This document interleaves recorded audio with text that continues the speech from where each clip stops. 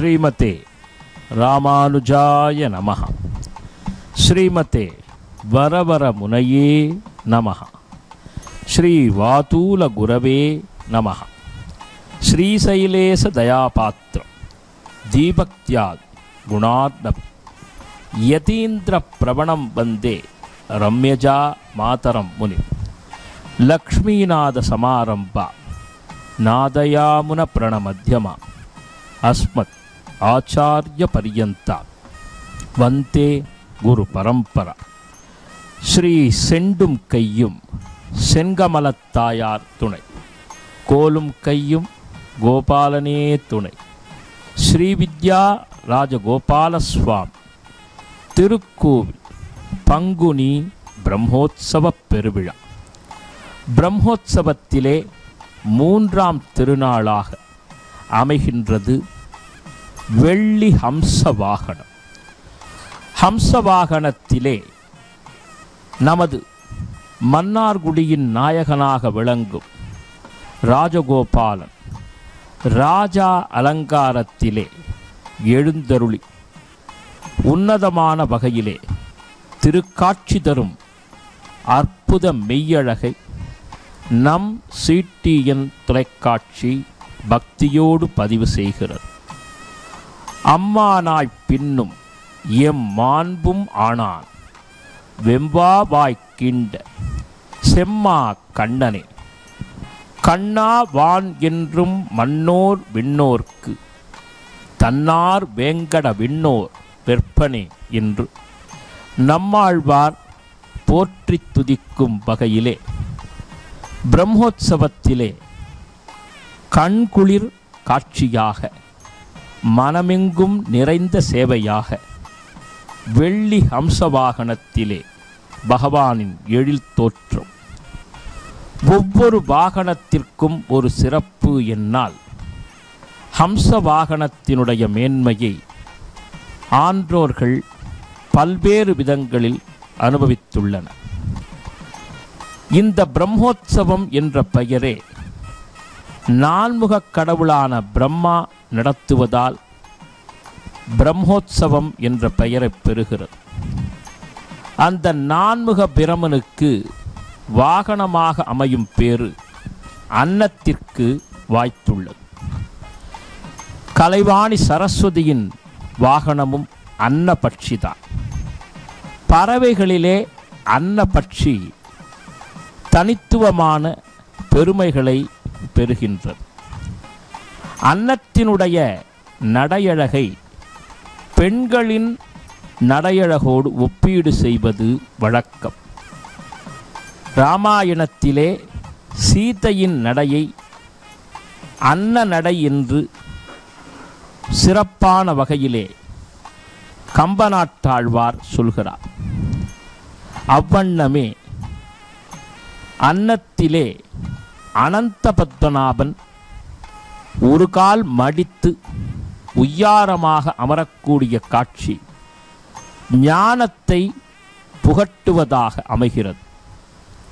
இருக்கக்கூடிய பறவை இனங்களிலே அன்னத்திற்கு வெண்மை நிறமும் அதன் நற்குணமும் மனித வாழ்வியலிலே புதியதோர் சிந்தனையை உருவாக்குகிறது. அன்னம் என்பது மென்மையாக மெதுவாக நடந்து சென்று சுற்றியுள்ள சூழ்நிலையை உணர்ந்து கொண்டு அதற்கு ஏற்ப தனது பறவையான வேகத்தினை சிறிது சிறிதாக பெருக்கிக் கொள்ளும் என்பார்கள். எனவேதான் அந்த அன்னத்தை போன்ற எண்ணம் எல்லோருக்கும் வாழ்விலே வர வேண்டும். வாழ்விலே நிதானம்தான் முக்கியமாக பேசப்படுகிறது. தானங்களிலே தலை சிறந்ததாக நிதானம். அந்த நிதானத்தோடு கூடிய வாழ்வு என்பது நமது பயணத்தை முழுமைப்படுத்தும் என்றே சொல்லப்படுகிறது. அதனால்தான் ஞானத்தை போதிப்பவர்களை, ஞானியர்களை பரமஹம்சர்கள் என்று புராணங்கள் மிக உன்னதமாக பேசுகிறது. அந்த அடிப்படையிலே அந்த வெண்மையான நிறமும் நிதானமான குணமும் மேன்மையான வடிவமும் கொண்ட அன்னத்திலே தரணியை ஆட்சி செய்யும் தாமோதரனான கண்ணனெம்பெருமான் அமர்ந்து கொண்டு அந்த ஹம்சத்திற்கு, அதாவது அன்னத்திற்கு அத்தகைய எண்ணத்தை கொடுத்தவனே யான் என்று கூறக்கூடிய வகையிலே 3ஆம் திருநாளை அமைத்துக் கொள்கிறார். ஒரு காலத்திலே அசுரர்கள் பிரம்மாவிடமிருந்து வேதத்தை களவாடி சென்று தங்களது வேகத்தை அதிலே கொணர்ந்து மிக சிறப்பு மிகுந்த வேதத்தை அவர்கள் சிதைக்க முற்பட்ட தருணத்திலே ஸ்ரீயப்பதியான பகவான் அன்ன வடிவம் ஏற்றுத்தான் அந்த வேதங்களை சீர்படுத்தி அமைத்தான் என்று சொல்லப்படுகிறது. எனவேதான் பிரம்மாவுக்கு வேதத்தை கண்ணனெம்பெருமான் ஸ்ரீயப்பதியான பகவான் அன்ன உருவத்தில் இருந்த வண்ணமே உபதேசம் செய்தான் என்ற சிறப்பு பேசப்படுகிறது.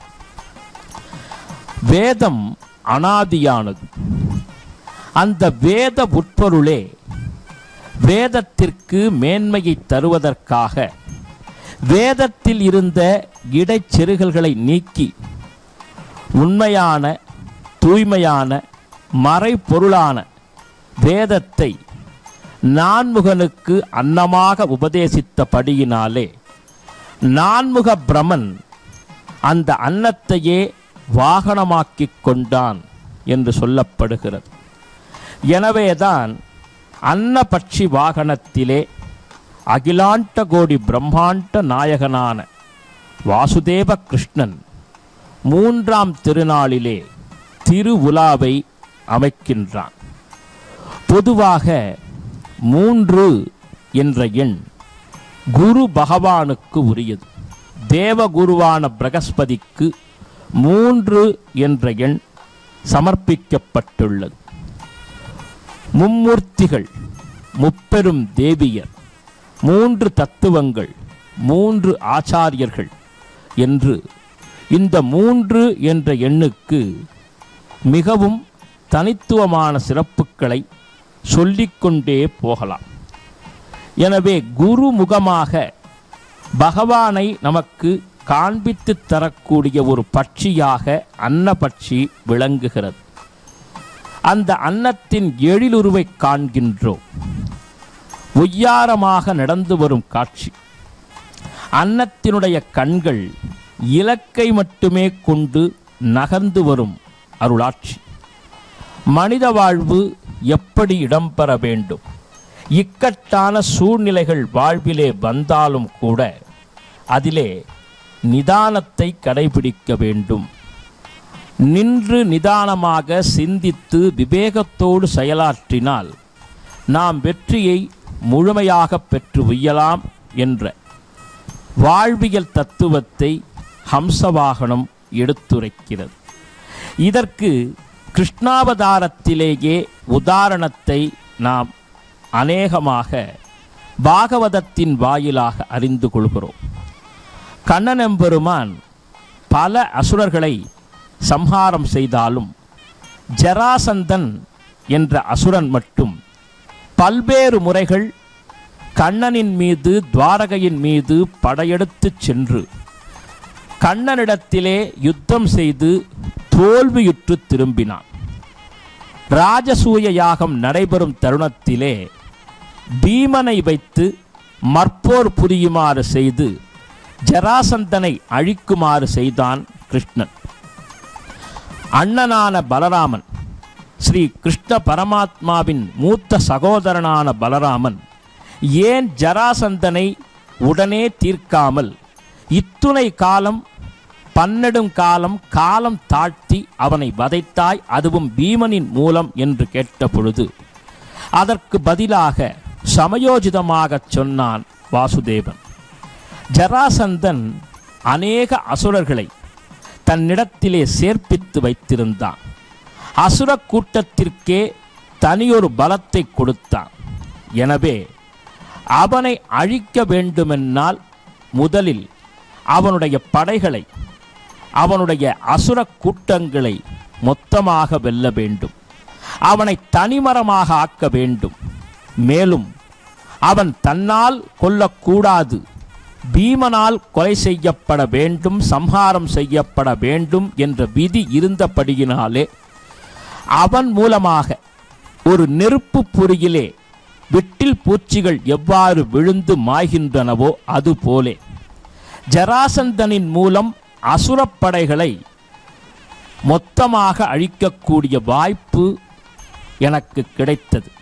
எனவேதான் அவனை மட்டும் ஓடுமாறு செய்து அவனை நம்பி வந்த தீயவர்களான அசுரர்களை அழித்து, அதன் பிறகும் அவன் திருந்துவதற்கு சில சந்தர்ப்பங்களை தந்தும் திருந்தாதபடியினாலே அவன் விதிப்படியே பீமதேவனால் மரணம் சம்பவிக்குமாறு செய்தேன் என்று பலராமனிடம் கிருஷ்ணன் சாதித்ததாக பாகவதமே சொல்கிறது.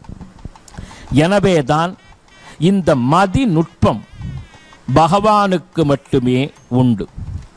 எனவே வாழ்வில் நமக்கு வரக்கூடிய இடர்பாடுகளைக் கண்டு நாம் அஞ்சாமல் நன்கு சிந்தித்து செயல்படுங்கால் வெற்றி நிச்சயம் என்பதை உணர்த்தவே 3ஆம் திருநாளிலே ஹம்சவாகனத்திலே கோபாலனின் காட்சி அமைந்து கொண்டிருக்கிறது.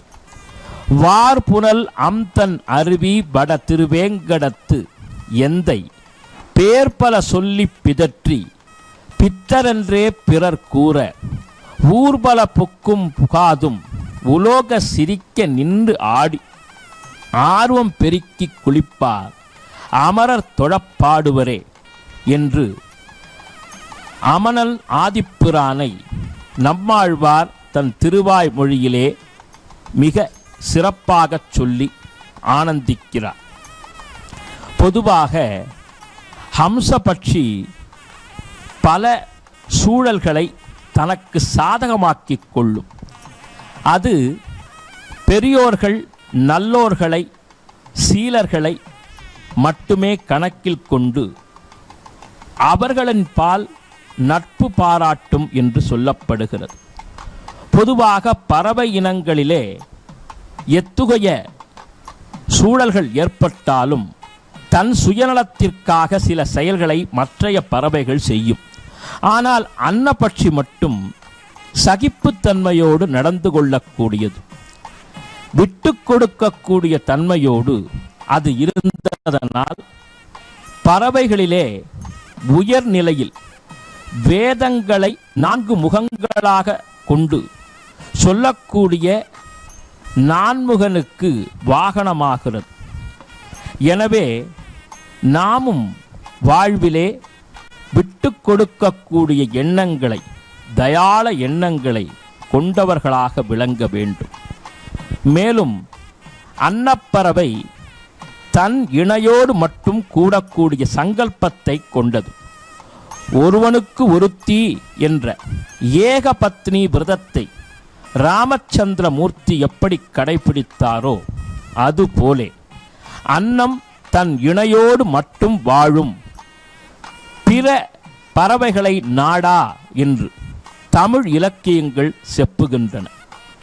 எனவேதான் அன்னத்திற்கு 3ஆம் திருநாளிலேயே முக்கியத்துவத்தை தந்து அதன் மீது திருவுலாவை அமைத்து நமக்கு தத்துவங்களை வாகனங்களின் மூலமாக மிக சிறப்பான வகையிலே எடுத்துரைத்து வாழ்விலே இந்த வாகனங்களின் உட்பொருளை உணர்ந்து கொண்டு அது எப்படி வாழ்வில் புராணங்களில் இடம்பெற்றதோ அதுபோலே ஒவ்வொரு மனிதனும் வாழ்வில் தனித்துவம் பெற்றவனாக, நல்ல சிந்தனை உடையவனாக, தாராள மனப்பான்மை படைத்தவனாக நின்று நிதானித்து வென்று காட்டக்கூடிய எண்ணம் உடையவனாக விளங்க வேண்டும் என்ற எண்ணத்தின் அடிப்படையிலே வண்ணமயமான வாழ்வை வழங்குவதற்காக பிரம்மோற்சவத்தின் 3ஆம் திருநன்னாளிலே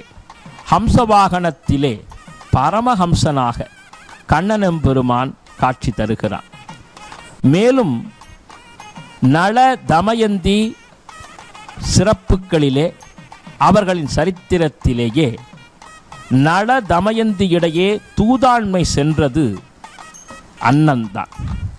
எனவே அன்னபட்சியின் மூலமாக நமது எண்ணங்களை பகவானிடத்திலே சமர்ப்பிக்க அது பக்தர்களான நமக்கும் பகவானான அவனுக்கும் இடையே தூதாண்மை செய்து நமது எண்ணத்திற்கு வண்ணமயமான வெற்றியை பெற்று தரும் என்ற அடிப்படையிலே இந்த அன்னபட்சியை நாமும் இதய தூதுவனாக கண்ணனிடத்திலே அனுப்ப வேண்டும்.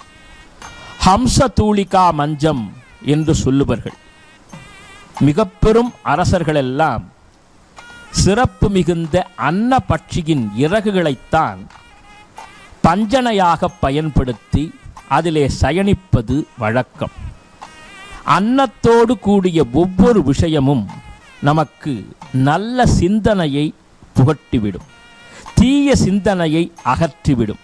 எனவே அந்த நல்ல சிந்தனையை கைக்கொள்க என்று சொல்வதைப் போலே குதிரையும் இந்த சிறப்பு மிகுந்த நிகழ்வுக்கு நடம் பயின்று வாழ்த்து தெரிவிக்கக்கூடிய விசேஷமான தருணத்திலே நாமும் அன்னபட்சியைப் போன்ற நற்குணங்களை பெற்று ஸ்ரீமன் நாராயண சரணௌ சரணம் பிரபத்யே ஸ்ரீமதே நாராயணாய நமஹா என்று சொல்லி பரவாசுதேவனான கோபாலனின் திருவடித் தாமரைகளை பற்றிக் கொள்வோம். கமலாச்சரணாம்போஜ கௌஸ்துபாங்கித வக்ஷசே கல்யாண குண பூர்ணாய சம்பகேசாய மங்களம். ஸ்ரீமதே ரம்ய ஜாமாத்ரு முனீந்திராய மகாத்மனே ஸ்ரீரங்க வாசினி பூயாத் நித்யஸ்ரீ நித்ய மங்களம் என்று சொல்லி ராஜகோபாலனின் பூவார் பதங்களை சரண் புகுவோம். சர்வம் ஸ்ரீ கிருஷ்ணார்ப்பணமஸ்து.